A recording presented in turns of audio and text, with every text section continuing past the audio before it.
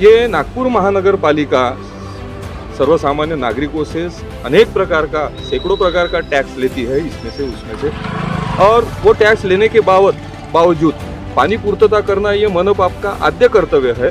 और पानी पूर्तता करने वाली OCW कंपनी, तो OCW कंपनी के हाथ के तले मनपा काम कर रही है या मनपा के हाथ के तले मार्गदर्शन के कायदे कानून में अंतर्गत मनपा के नीचे OCW काम कर रही है, हमारा सवाल है। क्योंकि OCW बिना परवानगी, हमारा ये आक्षेप है, यहाँ के जो भी एरिया के इंजीनियर है उन्हें यहाँ की कॉपी दिखाना चाहिए, हमें जनता को दिखाना चाहिए कि देखो यहाँ हमने परवानगी ली है, परवानगी के बाद हम बुझा भी देंगे। लेकिन OCW के माध्यम से OCW को 1000 करोड़ दिए गए पिछली बार। OCW जो मीटर वापरती है उसका टेस्टिंग रिपोर्ट नहीं है, कैलिब्रेशन सर्टिफिकेट नहीं है, यानी डुप्लीकेट मीटर उसको हम बोल सकते हैं, जो हवा से ही घूमता है, पानी से कम और हवा से। 24/7 ये फुल 420 है। 24/7 किसको पानी आता है सर? 24/7 पानी येते का? 24/7 पानी येते सर? नहीं दादा। तो ऐसे अवस्था में 24/7 ये एक योजना, एक 420, उसके बावजूद ये गड्ढे करी प्रसन्न, ये क्या है? तो ये गड्ढे के लिए स्पेशली आज से कम 56 बार मैंने खोदते हुए इनको देखा है, ये गड्ढे साहब को।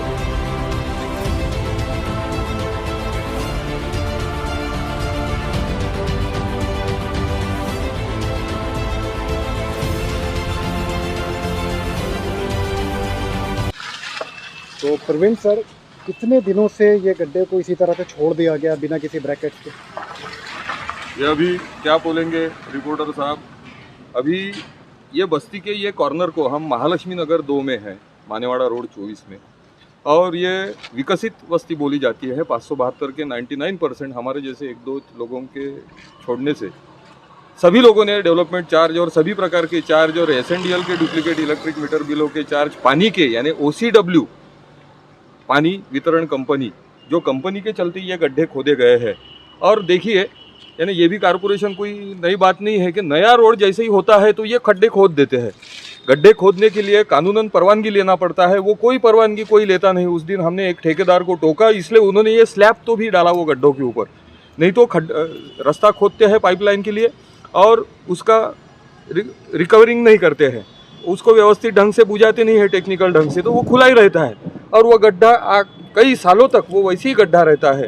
तो ये शहर को गड्ढे करी साहब प्रसन्न है, और ऐसे गड्ढे करी प्रसन्नता में ये अगर प्रसन्नता आती है तो वो शहर का सौभाग्य बोलेंगे या दुर्भाग्य बोलेंगे।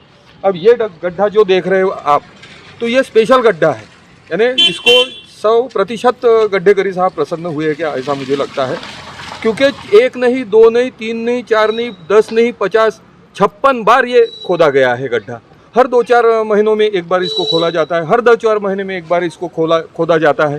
तो मैं ये बोलना चाहता हूँ, ये नागपुर महानगर पालिका सर्वसामान्य नागरिकों से अनेक प्रकार का सैकड़ों प्रकार का टैक्स लेती है, इसमें से उसमें से, और वो टैक्स लेने के बावजूद पानी पूर्तता करना ये मनपा का आद्य कर्तव्य है। और पानी पूर्तता करने वाली OCW कंपनी, तो OCW कंपनी के हाथ के तले मनपा काम कर रही है या मनपा के हाथ के तले मार्गदर्शन के कायदे कानून में अंतर्गत मनपा के नीचे OCW काम कर रही है, हमारा सवाल है। क्योंकि OCW बिना परवानगी, हमारा ये आक्षेप है, यहाँ के जो भी एरिया के इंजीनियर है उन्हें यहाँ की कॉपी दिखाना चाहिए, हमें जनता को दिखाना चाहिए कि देखो यहाँ हमने परवानगी ली है, परवानगी के बाद हम बुझा भी देंगे। लेकिन OCW के माध्यम से OCW को 1000 करोड़ दिए गए पिछली बार। OCW जो मीटर वापरती है उसका टेस्टिंग रिपोर्ट नहीं है, कैलिब्रेशन सर्टिफिकेट नहीं है, यानी डुप्लीकेट मीटर उसको हम बोल सकते हैं, जो हवा से ही घूमता है, पानी से कम और हवा से। 24/7 ये फुल 420 है। 24/7 किसको पानी आता है सर? 24/7 पानी येते का? 24/7 पानी येते सर? नहीं दादा। तो ऐसे अवस्था में 24/7 ये एक योजना, एक 420, उसके बावजूद ये गड्ढे करी प्रसन्न, ये क्या है? तो ये गड्ढे के लिए स्पेशली आज से कम 56 बार मैंने खोदते हुए इनको देखा है, ये गड्ढे साहब को। तो मैं ये बोलना चाहता हूँ कि कारपोरेशन में अलग अलग विभागों के प्रमुख अधिकारी है, कर्मचारी है, हाजिरी सहायक है, तो ये इसकी चौकसी की जाए, इसकी CID की जाए, इसकी CBI की जाए कि एक गड्ढा 56 बार कैसे खोदा जा सकता है। तो फिर उसका जो भी टेक्निकल रीज़न है, वो टेक्निकल रीज़न क्या इंजीनियर नहीं है मनपा के पास? करोड़ों रुपए वो इंजीनियरों के ऊपर वो और इंस्पेक्शन करने वाले अधिकारियों के ऊपर खर्चा होते हैं जनता के, तो फिर वो अधिकारी क्या कर रहे हैं? सिर्फ मक्खियाँ मार रहे हैं, या जनता का पैसा, जनता की मेहनत का, जनता के खून पसीने की कमाई जो टैक्स के रूप में अलग अलग रूपों में मनपा कारपोरेशन सरकार वसूल करती है, वो ये गड्ढे में डाल रही है। तो क्या है?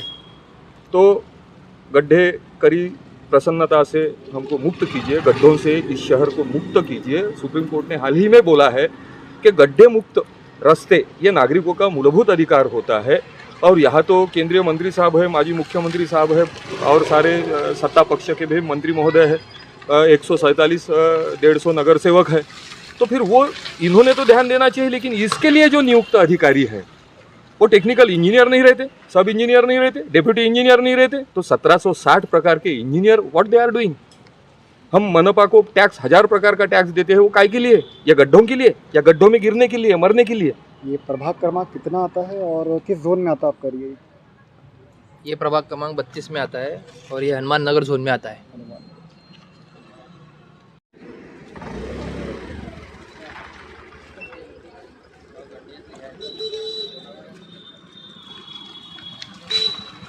जी सर, आपका नाम? संतोष बाढ़ सराफ। तो जिस तरीके से यहाँ के लोगों ने बताया कि पिछले 7 दिनों से भी ज़्यादा का वक्त हो चुका है बिना किसी बैरिकेड्स के इसको यूँ ही छोड़ दिया गया, तो क्या लगता है कोई घटना नहीं हो सकती? घटना हो सकती है, इसके पहले हो चुकी है। यहाँ पे एक छोटा बच्चा गिरा था, साइकिल वाला गिरा था, और ये मोटरसाइकिल वाला भी गिरा था। तो ये बहुत दिन हो गए ना, और खड्डे कर लेते हैं ना, तो बाद में ये उसको कोई बैरिकेड वगैरह लगाना चाहिए, तो लगाती ही नहीं। क्या वजह है कि मतलब बार बार ये गड्ढे खोदे जाते हैं बोलते बार? ये पाइपलाइन का चल रहा है, बोलते कि यहाँ से वो पाइप जोड़ रहे हैं, वहाँ से वो जोड़ रहे हैं, ऐसा उनका कहना है।